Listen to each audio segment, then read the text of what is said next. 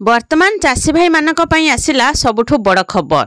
मुख्यमंत्री मोहन माझी निर्वाचनी प्रतिश्रुति पूरण करने को जाउछंती। एबे चाषी भाई मानकु बिना सुधरे मिलिबो लोन।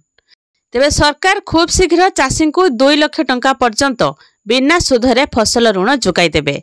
अर्थात चाषी को 2 लाख टंका पर्यंत फसल ऋण उपरे कोनोसी सुध देबाकू पड़िबो नाही। तेबे चाषी को दिया जाउथिबा बिना सुधरे 1 लाख टंका पर्यंत फसल ऋणर परिमाण को 2 लाख टंका पर्यंत वृद्धि करने को सरकार निष्पत्ति नेइछंती। ए 2 लाख रु 3 लाख टंका पर्यंत फसल ऋण उपरे चाषी को 2% सुध देबाकू पड़िबो। एही प्रस्ताव को राज्य कैबिनेट रे अनुमोदन मिलिछि। केवल सेतिक नुहे दीर्घ वर्ष धरी चाषी मानक उपरे पड़ी रहिथिबा ऋण को परिशोध करबा पई सरकार वन टाइम सेटलमेंट घोषणा सह स्वतंत्र गाइडलाइन जारी करिवे। चाषींकर सुविधा पई अधिक संख्यक प्राथमिक कृषि समवाय सोसाइटी खोला जिवो। चाषी को मागणा सदस्य भावे एथिरे शामिल करे जिवो। तेबे सरकार एही योजना प्रस्तुत करबा को सूचना मिलिछि।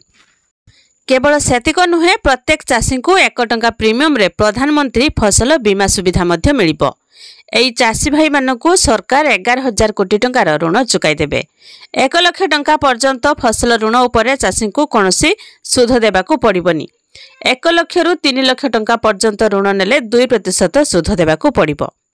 तेबे सबुठु बड़ कथा हला जे समस्त ऋण नेउथिबा चाषी को प्रधानमंत्री बीमा योजना अधीन रे पंजीकृत हेबाकू पड़िबो। एथिपाई मात्र 1 टंकार टोकन मनी देई एही सुविधा नै पारिबे। एही खरीफ ऋतुरे चाषी को 11,000 कोटी टंकार फसल ऋण जोगाई दिया जिवो। 1 लाख टंका पर्यंत ऋण नेले चाषी को कोनोसी सुध देबाकू पड़िबोनी।